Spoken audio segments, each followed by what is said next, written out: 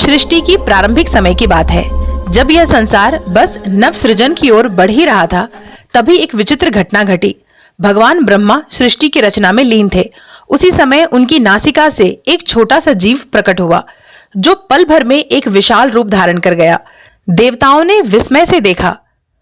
वह कोई साधारण जीव नहीं था, बल्कि स्वयं भगवान विष्णु का अवतार था। वह था उनका वराह अवतार, अर्थात दिव्य शूकर। वराह अवतार का अर्थ है वह रूप जो धरती को उठाने की शक्ति रखता है।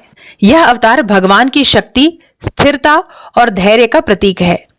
जैसे वराह अपनी मजबूत थूथन से धरती को खोदकर बाहर निकालता है, वैसे ही भगवान विष्णु ने इस रूप में सृष्टि को पुनः जीवन दान देने का कार्य किया। उस समय एक अत्यंत शक्तिशाली असुर हिरण्याक्ष ब्रह्मांड में आतंक मचाए हुआ था।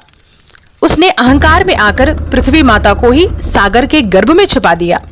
संपूर्ण जगत अंधकारमय हो गया। सृष्टि रुक सी गई थी।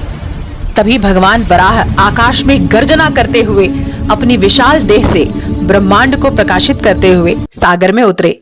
उन्होंने पृथ्वी माता को खोज निकाला और अपने दृढ़ दांतों पर उसे उठाया।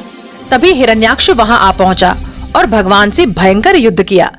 यह युद्ध 1000 वर्षों तक चला।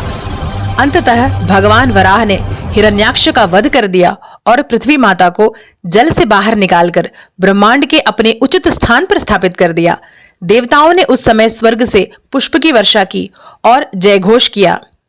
जय भगवान वराह देव, आपने पुनः सृष्टि को स्थापित किया, धर्म की रक्षा की।